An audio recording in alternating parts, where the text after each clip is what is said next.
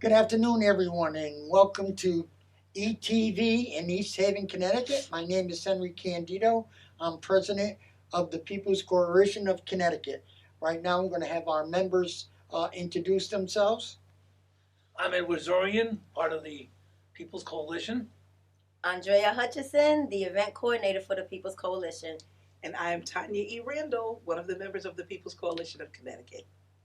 At this time, I'm going to have our coordinator turn around and introduce our special guests for today.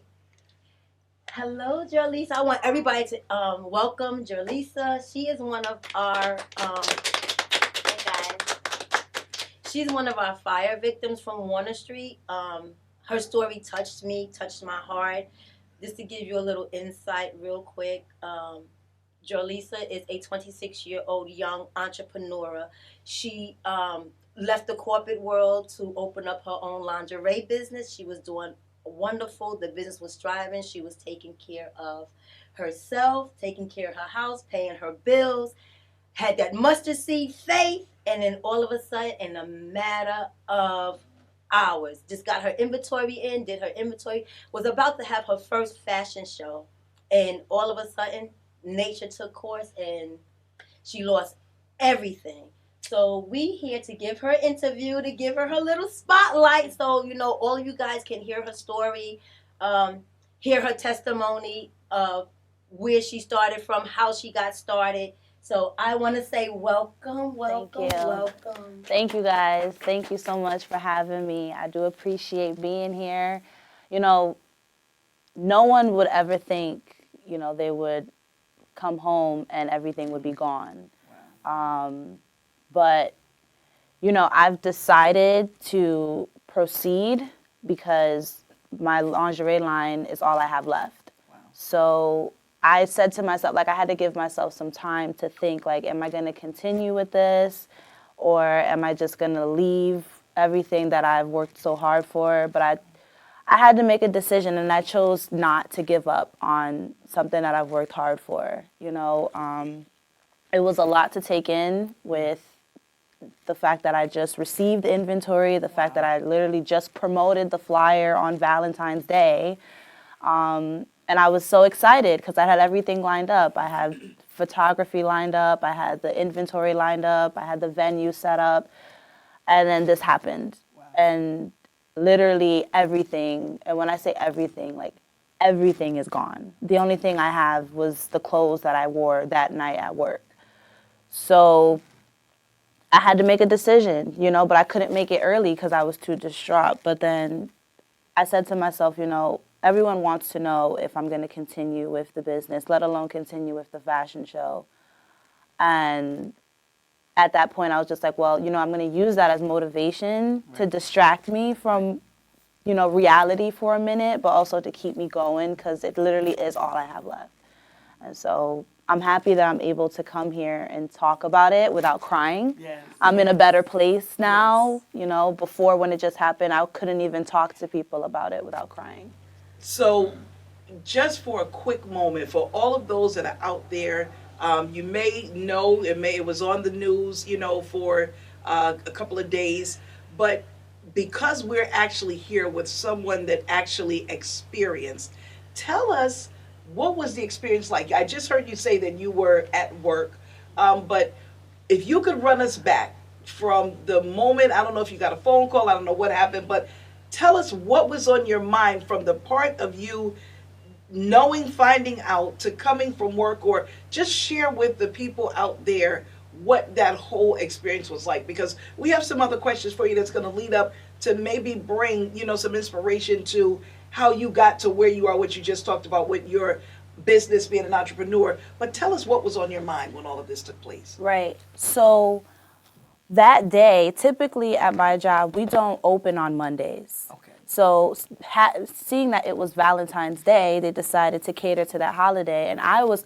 asked to work a double that day. I typically don't work doubles, but I chose, that day I'm going to work all day in honor of the holiday, because one of my favorite holidays is Valentine's Day. Right. So I said, I'm going to work, and I'm going to go the extra mile and bring extra clothes to change in.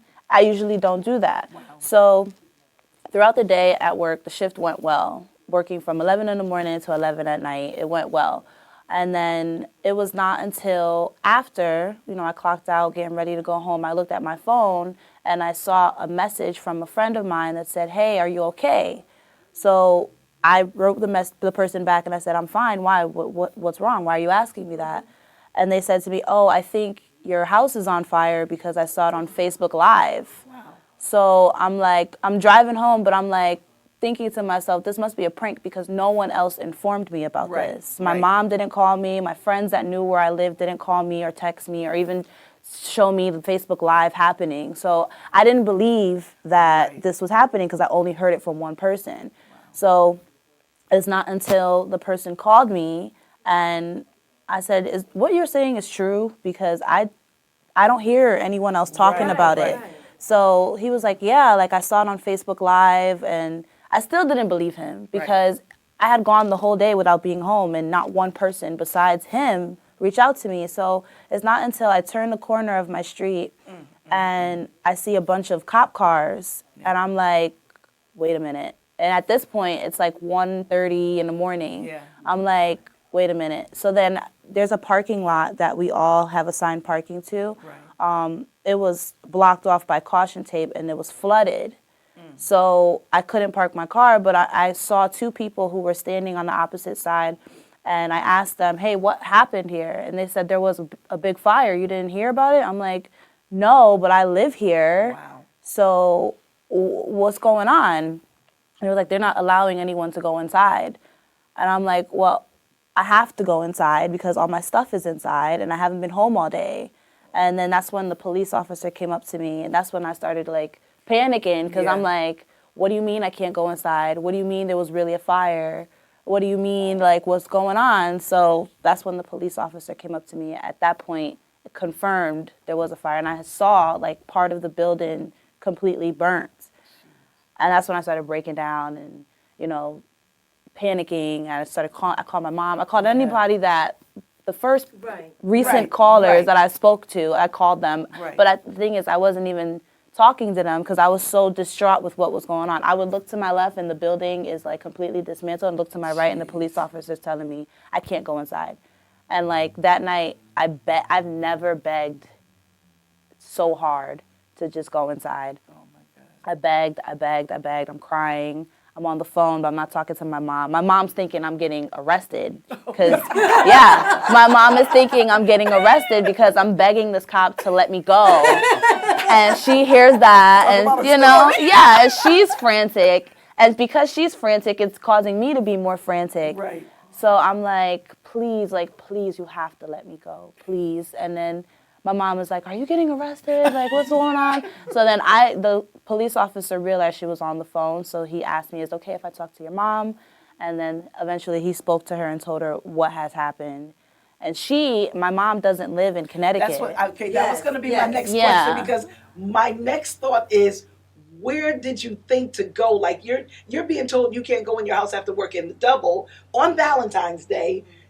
I mean, like, what did you do at that point? At that point, I really didn't know what to do because my main focus was to go home. Right. And, I didn't shower all day. I barely ate. Like, I want to relax. And, but I called my mom.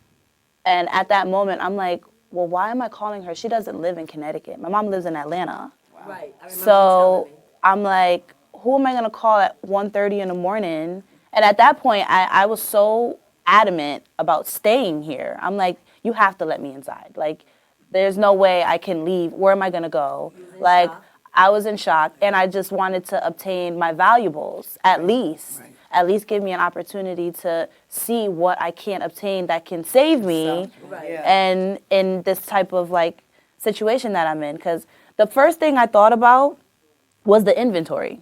Because I had received it 2 days before this happened. That's the first thing I thought about. Then I thought about my laptop because it has all my documentations, my not just only for the business, but like receipts that I have, documents, everything that I have backed up on my laptop that I need for my life and my business.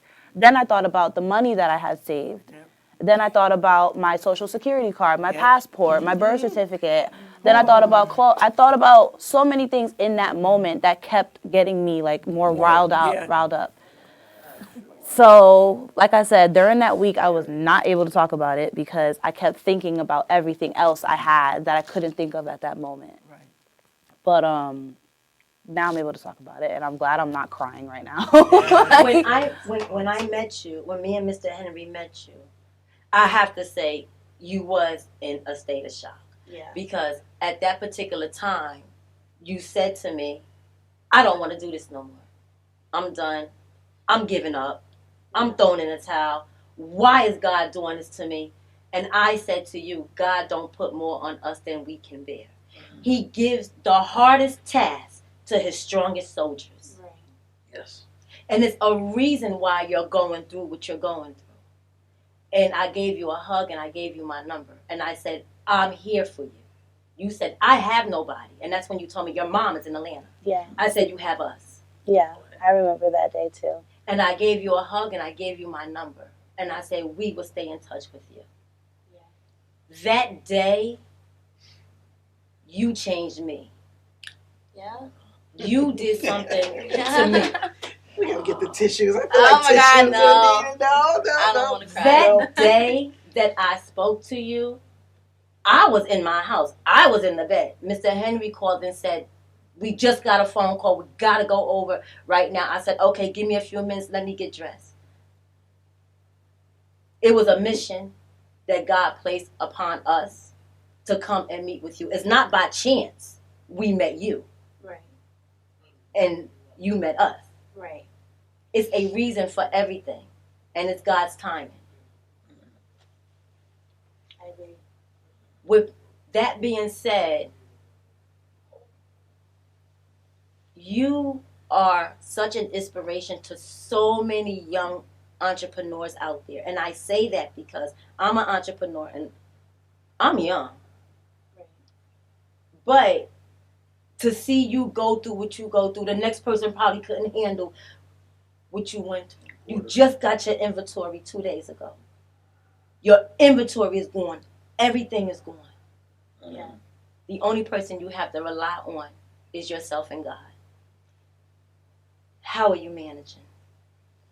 Well, like I mentioned before, the first week I was completely distraught, like completely, but also overwhelmed because once people started finding out about it, my mom was thought quick on her feet to create a GoFundMe to help in honor of like what I've been through and to help me get back on my feet.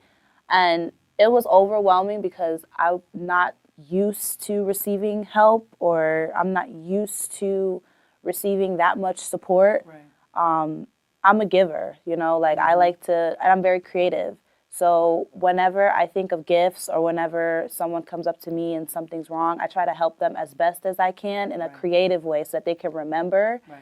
So with this happening to me, the amount of support that I've received from people that I never would have thought would have like reached out, or people that I've used to be friends with in the past that we no longer are friends now reached out, and I'm like, oh my God. So like it's overwhelming, but in a good way, not in a bad way. Because like I'm receiving all this help, support, people reaching out that I never would have thought would ever reach out to me. So it's how I'm taking it in now. Saying thank you is just not enough. But that's all I could think of saying right now, because I don't know how else to thank everybody because I don't have anything to give. Right. So, but it is overwhelming in a good way. Yeah. And I'm able to go about it in a way where I can make light of the situation now. You know, I can talk about it now. I can joke about it now. Right. I can, you know, still tell people that I'm still, you know, continuing on with what I'm doing. But before I could not. Like, No. I could not. I know you couldn't. And to see you now, and when I go back to say that you inspired me as being an entrepreneur, to see you get back up. You fell, you got back up, and you're running that race again. Yeah. You're not going to stop. And don't you stop. Don't you give up. You Right. keep going. And we are here to help and support you any way that we can help and support you to keep you afloat, because we need young single entrepreneurs like yourself. Yeah. We need you. Yeah. You know, there's something else that happened during that day. includes you in what you've done. You brought a community together like I've never seen Hampton come together. You really did. It's your tragedy, but your tragedy brought a community together. And don't you stop to wonder why that can't be every day that a tragedy have to do that? I know. I know. I mean, can you speak on that? Maybe the people out there would You know, listen to you. honestly, like, even with the community that I lived in, being that I was by myself, like, I can really say they are all willing to help even before this happened. Like, let's say, for example, I come home and I check my mail. You know, everyone's acknowledgeable. Hey, did you get your package? Or, hey, Yes. did you see what happened today? Or, hey, you know, sometimes we would have little issues here and there, but we'll talk about it. It's not something that we would keep to ourselves. That was a Information we keep- community. Yeah, we were. We And I really seen were. it. And that's why it also struck me that this happened, because I was so worried about everyone else, their kids, people who live with other people. I was concerned because I'm like, I live by myself, and thank God I wasn't home. But my next door neighbor, she has kids. She has a lot of kids. So like, I was worried about her. And then when I went to the hotel room, you know, seeing everyone there and what they were able to discuss and things that they did that day when I wasn't there was touching. But I was also looking for people that I recognized. So it kind of like, it struck me in a way where, wow, everyone's here and accepting help, but also hearing people's story on what they did that day is also like another way of expressing how everyone is willing to help one another in that community. So, I have to say that I was born and raised in the town of Hampton, and I actually can say that I never seen the town come together like it did for all of you people. But outside of that, we were busy all the way up until 6:30 that night, getting calls from the city of New Haven, from churches in New Haven. We were out picking up clothes and goods for everybody else because of what happened. And you know, out there, you have young people like you that want to make it in this world, and somebody has to give you an opportunity. And I think your opportunity is now. I think God came down, gave you this because He knew you can handle it. Like she said, you can handle it. And I think you're going to make it. Matter of fact, I know you're going to make it. I know you gonna make it, That's right. honey. That's right. and that's the thing too, like when I hear things, when I hear people tell me that, sometimes like I look at it in a light where I'm like, okay, I'm going to make it, but when? You know what I mean? But, and then that's what I hear too, in God's time, and I'm like, okay, like, all right, God, like, what's going on? Like, what's going on? Do Yeah, you have an email? I do have it. I have all her Yes. information. Okay, well, No, she's gonna here's talk what I about like that. to do. Yeah. All right?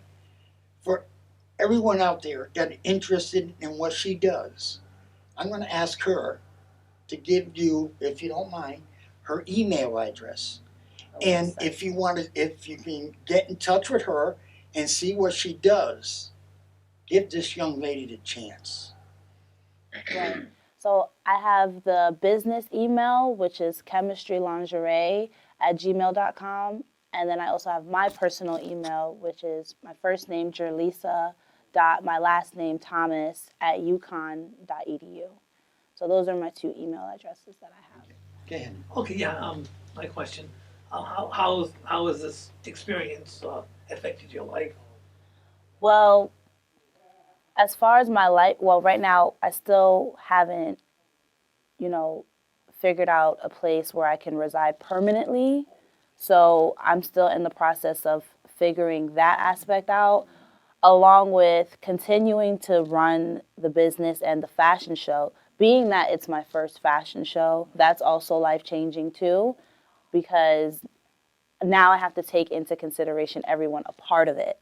And now they're looking to me for final decisions and final answers.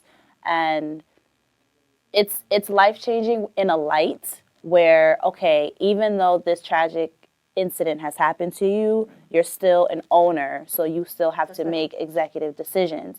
And I had to put that cap on still while going through that traumatic experience. So it's life-changing in a sense where I basically am at a level where I still have to make decisions that will affect everyone, including myself. I can't just consider myself anymore. And also looking at this as not just an opportunity for me, but for everyone to learn from this experience. So a lot of things have changed, but also changed for the better. But in the beginning when this happened, I wasn't looking at it that way. So like now I'm looking at it in a positive aspect, and I'm trying to promote that same positive energy to others, and seeing that I inspired someone here, maybe I can inspire other people. But that's like the main thing, you know, even with the opportunity that I have for Chemistry Lingerie, the fashion show is not just a fashion show. It's something that I always wanted to promote for every type of business owner, whether it be you are an aspiring model, or you are an aspiring photographer, or you are an aspiring DJ, or you are an aspiring party event host, or an aspiring small business owner. That's all part of the show, and that's something that, an opportunity that I feel like Connecticut doesn't have often, because a lot of talent is here, but not a lot of opportunity to showcase that talent is here, which is why I wanted to proceed with the fashion show. But then this happened, and now everyone's like, oh my God, and I'm just like, okay, it's not about me, but still it is, but I still want to make it about you guys. You know what I mean? So can I quickly ask, because we've heard driplets of the business. Let's talk about this, because you started this business during the pandemic. So let's rewind back past this situation, and let's go back to, how did this idea come about? How did this decision happen to have Chemistry Lingerie and starting it during a time of a pandemic? Right. So when I went to school at UConn, and during that time, I always said to myself that I want to be a model, that I want to do this, I want to do that. So I used to join UConn fashion shows. I used to be a part of fashion shows prior to UConn. I've, watched shows like America's Next Top Model, Victoria's Secret fashion. I'm like, oh my God, I want to do that. But I'm in school, so I can't really do that right now. So then I said to myself, I saw the requirements, I saw what was needed, and I'm like, I don't fit a size 0. I may look like a size 0, but I don't fit a size 0. Or I don't live in Italy, or they have fashion shows in Italy. I don't live there. How am I going to get there? So I decided, why not create something of my own that caters to everyone? And no matter what size you are, no matter what age you are, no matter where you're from. And I'm like, well, what am I going to do? But then I also said to myself, a lot of people now are selling clothes. But I don't want to sell clothes. I love intimate garments. That's just me. And I'm like, why don't I start a lingerie line? But then at the time, I was 18. I'm sorry, I was between my 18s and my 20s. I'm like, why don't I start a lingerie line? But everyone was like, ooh, that's, I would present it to my friends like, ooh, that's, lingerie. When people hear it, they're like, oh my God, lingerie, what, you sure? And I'm like, well, yeah, Victoria's Secret, they're a lingerie line, Savage Fenty, they're a lingerie line. So during that time, Rihanna was also my inspiration. And she had, Fenty Puma, Fenty products, but she didn't have a lingerie line just yet. So I'm like, oh, I love everything she does, but I think I want to sell lingerie. Then she came out with lingerie. And I'm like, oh my gosh, she's doing it. So why can't I do it, So during that time in school, I decided I'm going to open a clothing store. So I started selling clothes from my dorm. But I'm just like, you know what? I don't want to do that anymore. I want to stick with lingerie because that's my passion. I love how it makes you feel. I love how it makes women feel. I love how it makes men feel. I love everything about it. So why not start that? And it took a while because I had to go through school. I had to graduate. I had to figure out what job I wanted to have in order to fund that business. So then the pandemic happened. And now most people are jobless. I'm jobless. Most people are collecting unemployment. Most people are trying to save. And at that point, I said, I need to figure out what type of money I can get in order to invest in this. So I decided to use my unemployment money on during the pandemic to start the business. I didn't know what direction it was going to go in successfully, but I knew where I wanted to take the business. Right. I wanted it to be more than what it is. And I am shocked. Like, I was able to get things done during the pandemic. And, you know, I was able to sell out of certain collections. I was able to sell out of certain pieces. And I did not think, like, because people kept telling me, when you have a business, the first 3 years, you're going to fail. So I expected failure. Right. And I'm just like, okay, if this fails, I'm going to do this next. But things have been going steady, and now I'm at a point where, you know, I'm ready to throw a fashion show. Nice. So to go from starting with an idea to elevating to where I am now with talking to you guys about it, you know, I got to give myself kudos some way. That's it. You know, so, Pat yourself on your back, and Yeah. that's what you do. And give your website. oh yes, so my website is chemistrylingerie.com. So www.chemistrylingerie.com. I also have an Instagram page at Chemistry Lingerie, and the Facebook page is Chemistry Lingerie LLC. So those are the platforms that everyone can find. You know, there's just one more thing that I want to touch on because of your experience. You can help a lot of people, not only with your lingerie and everything else, but can you speak to the people out there that don't want to listen about buying apartment insurance? Because Oh yeah, you would have been, right now, you would have been sitting in. right. So one of the members of the community center in Hamden mentioned to me that this is a hard lesson learned. And it is. So for individuals like myself who are searching for apartments on their own, renter's insurance, like, just get it, because you never know what's Right. going to happen. Like, literally, I said to myself, even myself, I never wanted to rent. I've always wanted to own. But, you know, life happens. So you have to protect yourself.